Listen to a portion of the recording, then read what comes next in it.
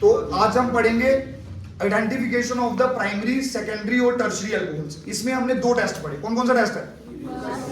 Lucas test और विक्टर-मीयर test. तो Lucas test में क्या होता है कि आप लोग क्या करते हो, प्राइमरी, सेकेंडरी और टर्शरी जो आपकी अल्कोहल्स होती हैं उसकी रिएक्शन किसके साथ करवाते हो? Lucas reagent. तो ल्यूकास रिएजेंट कौन सा होता है? कंसंट्रेटेड HCl और साथ में anhydrous zinc chloride, anhydrous zinc chloride. तो होता क्या है कि जो आपकी प्राइमरी अल्कोहल जो होती है उसमें टर्बिडिटी नहीं आती है, टर्बिडिटी नहीं आती है। टर्बिडिटी का मतलब क्या होता है? क्लाउडीनेस, क्लाउडीनेस या तो गंदगी, ठीक है ना, उसमें नहीं आती है। और सेकेंडरी अल्कोहल में क्या होता है? टर्बिडिटी आने में कितना समय लगता है?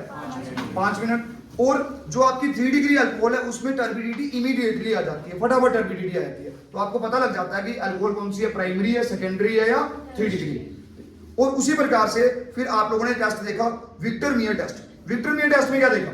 विक्टर-मीयर टेस्ट में आप लोगों ने 4 चीजें, 4 रिएजेंट याद करने हैं। पहले स्टेप में आप लोग अल्कोहल जो होता है प्राइमरी, सेकेंडरी और टर्शरी, उनकी रिएक्शन करवाते हो किसके साथ? PIT, फॉस्फोरस ट्राईआयोडाइड, जिसकी इन सीटू प्रिपरेशन होती है कहां से? फॉस्फोरस और आयोडीन का प्रयोग करके। और उसके बाद नेक्स्ट स्टेप में आप लोग रिएक्शन करवाते हो सिल्वर नाइट्राइड, सिल्वर नाइट्राइड के साथ रिएक्शन करवाते हो। और उससे अगले स्टेप में क्या होता है, आप लोग रिएक्शन करवाते हो किसके साथ? नाइट्रस एसिड, नाइट्रस एसिड के साथ रिएक्शन करवाते हो। और उससे अगले स्टेप में आप लोग रिएक्शन करवाते हो एक्वस, NaOH या KOH। तो होता क्या है कि प्राइमरी अल्कोहल्स में ब्लड रेड कलर आ जाता है, ठीक है ना, और सेकेंडरी अल्कोहल में ब्लू कलर आता है, और टर्शरी अल्कोहल में कोई भी कलर नहीं आता है। तो आपको पता लग जाता है कि अल्कोहल कौन सी है, प्राइमरी, सेकेंडरी और टर्शरी, ठीक है ना, उसके बारे में पता लग जाता है। उसके बाद हमने देखा इलेक्ट्रोफिलिक सब्स्टिट्यूशन रिएक्शंस, फिनोल्स की electrophilic substitution reaction. Electrophilic substitution reaction में आप लोगों ने देखा कि फिनोल्स में जो OH जो ग्रुप होता है, OH ग्रुप, दैट इज कैसा ग्रुप है? Highly activating and ortho para directive. Ortho और पैरा पोजीशन में आपका इलेक्ट्रोफाइल लग जाता है, ठीक है ना। उसके बाद आप लोगों ने देखा हैलोजिनेशन। इसमें आप लोगों ने 4 किस्म की रिएक्शन देखी, halogenation, sulphonation, nitration and the Friedel-Crafts alkylation. तो आप लोगों ने जो हैलोजिनेशन जो देखी, हैलोजिनेशन में आप लोगों ने देखा कि फिनोल की रिएक्शन करवाई आप लोगों ने हैलोजन के साथ। सॉल्वेंट कौन सा था? सॉल्वेंट कौन सा था? Non polar. तो आपको क्या मिला? मेजर प्रोडक्ट कौन सा मिला? Para bromophenol. पैरा ब्रोमोफिनोल आपको मेजर प्रोडक्ट मिल गया। ऑर्थो वाला क्यों नहीं मिला? बिकॉज ऑर्थो में क्या होती है? स्टीरिक हिंड्रेंस होती है।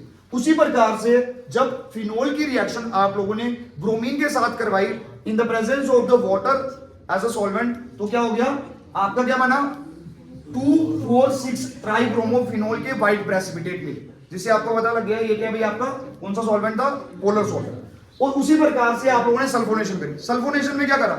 आप लोगों ने फिनोल की रिएक्शन करवाई कंसंट्रेटेड H2SO4। 2 तरीकों से रिएक्शन करवाई। एक तो आप लोगों ने कम टेम्परेचर पे करवाई और ज्यादा टेम्परेचर पे। कम टेम्परेचर पे क्या मिला? कम टेम्परेचर पे आपको मिला 2 हाइड्रोक्सी बेंजीन सल्फोनिक एसिड, और ज्यादा टेम्परेचर पे क्या मिला? 4 हाइड्रोक्सी बेंजीन सल्फोनिक एसिड। और इसी 2 हाइड्रोक्सी बेंजीन सल्फोनिक एसिड को अगर आप लोग ज्यादा टेम्परेचर दोगे तो क्या बन जाएगा? आपका क्या बन जाएगा?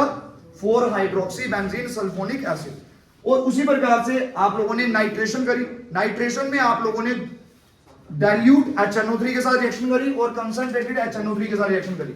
डाइल्यूट HNO3 और आपने कम टेम्परेचर जब रखा होता है तो आपको उस केस में ortho nitrophenol as the major product मिलता है। क्यों? बिकॉज ऑर्थो नाइट्रोफिनोल में क्या होता है? यहां पे नाइट्रोजन और ये जो OH जो है NO2 और OH जो ग्रुप है, इनके बीच में क्या होती है? Intramolecular hydrogen bonding. उसी प्रकार से कंसंट्रेटेड HNO3 और आप लोगों ने कंसंट्रेटेड H2SO4 जो लिया हुआ है, इस केस में आपको पिक्रिक एसिड मिलता है। पिक्रिक एसिड, पिक्रिक एसिड क्या होता है? 2,4,6 ट्राइनाइट्रोफिनोल।